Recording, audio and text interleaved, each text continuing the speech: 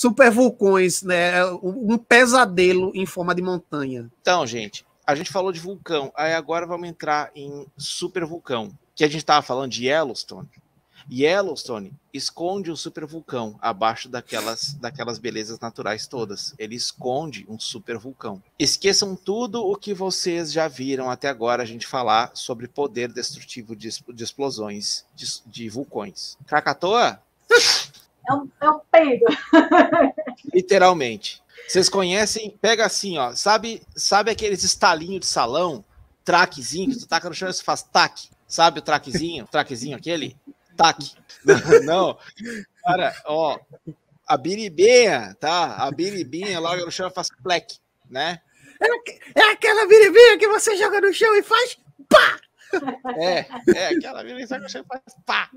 Não, cara, aquilo é Krakatoa. Um supervulcão qualquer, aleatoriamente, supervulcão, é você pegar uns 10 quilos de dinamite e explodir e compara uma explosão com a outra.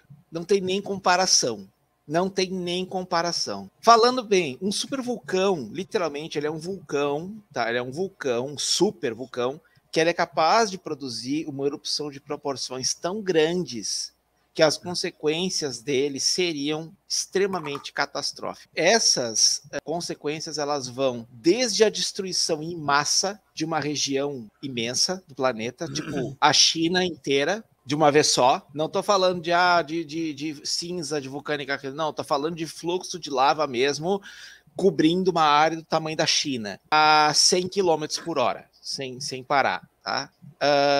Vai desde isso até a extinção da vida na Terra como a gente conhece. Isso é um supervulcão. Só que supervulcão não está ligado diretamente ao volume de lava que ele expele. Está ligado, sim, ao tamanho da erupção e à área que ele é capaz de afetar. E, claro, o nível da gravidade das consequências que ele causa. Tá?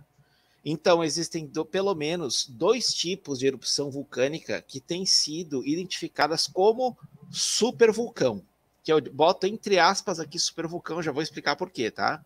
São erupções massivas de grandes províncias eruptivas, que a província em inglês disso é LIP, que é a Large Igneous Province, que provocaram mudanças radicais no clima mundial. Em algum momento provocou mudanças radicais no clima, mudou o clima do planeta, tá? Para sempre. E outras estando ligadas a grandes extinções em massa. No caso, o termo supervulcão, ele não é considerado um termo técnico, sabiam? Não é um termo técnico. Ele originalmente foi cunhado pelos produtores de um programa científico bem popular da BBC, Horizon, que é um programa legal. Muito massa, velho. É muito massa. Tá? Muito bom. Lá em 2000, para se referir, para tentar achar um termo para esse tipo de erupção muito catastrófica. E a investigação deles, então, trouxe esse assunto ao público, se tornou um assunto popular, o supervulcão. Levou, no caso, a estudos mais aprofundados de possíveis efeitos da explosão de supervulcões, porque passou a ser um perigo que as pessoas passaram a prestar atenção na possibilidade e o que daria para fazer, porque eles são realmente catastróficos demais. Eu vou explicar depois o efeito que isso tem, tá? A princípio, então, o supervulcão não era um termo técnico. Só que hoje em dia, depois de 2003 ou 2004, depois do BBC, olha só, a vulcanologia oficial adotou supervulcão como um termo técnico aceito, que é inclusive citado hoje em dia em artigos científicos. Eu queria chegar em duas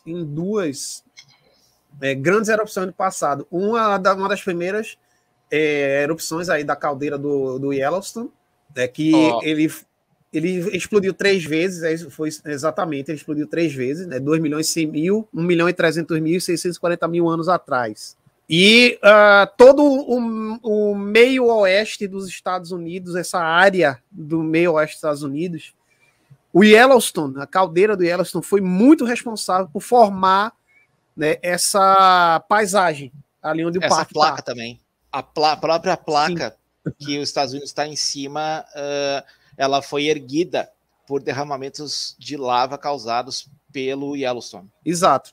E o solo dessa área também, Yellowstone, foi o principal formador, né? Tanto é que os Estados Unidos tem o cinturão do milho, ele tem o cinturão do algodão, né? Ali aquelas grandes plantações, né? Porque aquela área é muito fértil também por causa dele, né? As muitas derramamentos de lava que tem ali. Cara, olha só.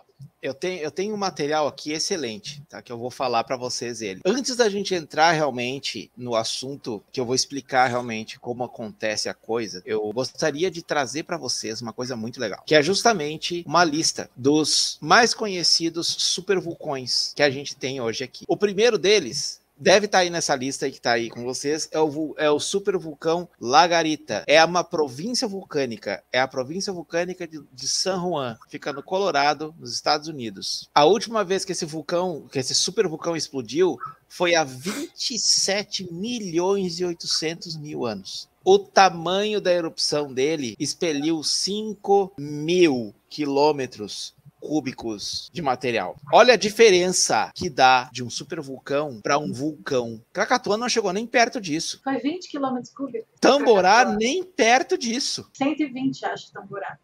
150 quilômetros cúbicos. Nós estamos falando de 5.000 quilômetros cúbicos. 5.000 é para cima da estratosfera. 5.000 quilômetros. Não é o tamanho, é 5.000 quilômetros volume, de material. Volume de material que explodiu. Cíntia, 5.000 quilômetros cúbicos forma países. Não é nem ilhas, forma países já. Sim. Forma continentes. Aí tu tem o outro supervulcão, esse bem mais recente, que explodiu há 74 mil anos atrás. É o Lago Toba. Sim, esse é o nome dele. Toba. Toba, para não ficar muito, né? Esse supervulcão fica no Lago Toba, na Sumatra Setentrional. E este supervulcão na Indonésia, tá, produziu 4.400 toneladas de ácido sulfúrico na atmosfera, 2.800 quilômetros cúbicos de material e a quase extinção de nós. Nós só existimos hoje, esta criatura, este símio pelado que vos fala, sem pelos na cara, só existe assim por causa da erupção Lago Toba. Naquela época, existiam muitos outros hominídeos vivendo com nós aqui no planeta. Tinham neandertais, tinham outros hominídeos, tinham outros homos vivendo com a gente. Alguns australopitecos, que ainda não são humanos, são australopitecos. O humano veio depois do australopiteco, mas ainda o australopiteco é um hominídeo. O humano é a partir do Homo erectus. O australopiteco ainda não é humano, ele é ancestral do ser humano, ele é um ancestral comum entre o ser humano e o orangotango. Nessa época, então, 74 mil anos atrás, mais ou menos, o Lago Toba explodiu. Basicamente, extinguiu quase todas as espécies de primatas, hominídeos que haviam na Terra. Sobraram poucos indivíduos que, pelos cálculos feitos através dos nossos genes, sobrou no máximo indivíduos para encher um auditório grande hoje em dia. Assim. A partir dali, daquele ponto, todas as pessoas hoje que são ruivos verdadeiros, são descendentes de um único indivíduo ruivo que existia neste bololô de pessoas. As pessoas de olhos claros, que nem eu, olhos azuis, são descendentes de um único ser humano que tinha olhos azuis lá naquele meio. Olhos azuis não é uma característica comum, é uma falha genética que se tornou congênita. É uma falha genética que se tornou congênita, entende? Então, esse supervulcão, ele nos trouxe justamente a ser o que somos hoje. A Nanda Delvecchio dizendo que ainda bem que no Brasil não tem vulcão. Então, tem. Tem, só que eles estão bem adormecidos. A nossa placa continental das Américas é uma placa muito espessa. Mas teve muito vulcão aqui e não foi pacífico para chegar nesse ponto que chegou. Outro ponto, há 2 milhões e 100 mil anos atrás, explodiu a primeira vez a caldeira de Yellowstone, que é o Parque Nacional de Yellowstone, que fica ali, você sabe, em Idaho, Wyoming, Estados Unidos, né? Aquele lugar maravilhoso. E é uma explosão que expeliu 2.500 quilômetros cúbicos de material. Olha as cifras do supervulcão. Aí a gente tem um outro supervulcão que explodiu há 4 milhões de anos atrás, que é o Lapacana, tá? Que é o Atana Ignimbrite, Lapacana, norte do Chile, que é parte do complexo vulcânico. Ele é parte de um complexo vulcânico maior do altiplano de Puna. Também uma erupção de 2.500 quilômetros cúbicos de material expelido. É do mesmo tamanho do Yellowstone. Aí tu tem Tapu Nuitia, que é a zona vulcânica de Tapu, na ilha do norte, na Nova Zelândia. Esse supervulcão explodiu há 340 mil anos atrás, não foi recente, tá? E muito do recorte da ilha continente de Nova Zelândia se deva à explosão desse vulcão aí. A ilha só tem aquele formato porque ela era muito maior. Ela realmente ela estava muito mais perto da Austrália, inclusive. Quando o vulcão explodiu, aquele corredor de oceano se formou e boa parte da ilha foi para dentro para o fundo do mar.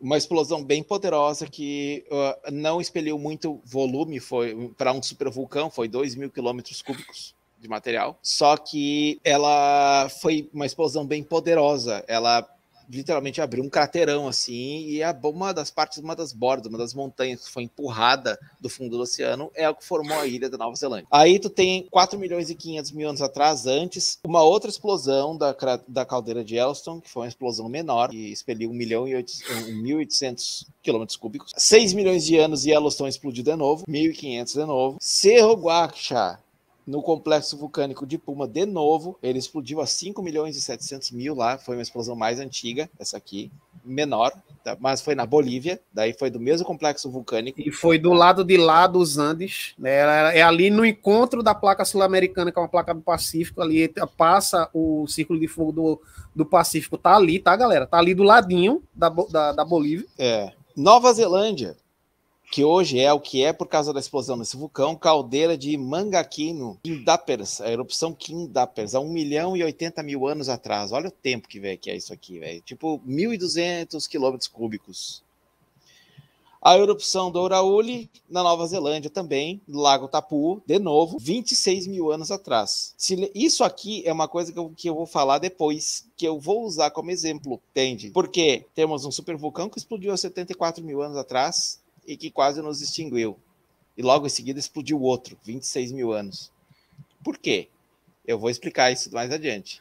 Galera, se você parar para pensar nessa explosão da erupção do Urauli aí, foi 26.500 anos atrás. Sem tirar os 2.000 anos da história depois de Cristo aí, sobra 24 mil anos. O que é que estava acontecendo no mundo nessa época? Quem é Era bom de história aí? Era glacial. Tava a era glacial caminhando para o final. Logo depois disso aí, as primeiras grandes civilizações. Aí vai Sumérios, Caldeus, né, a formação Sumérios veio bem depois, né?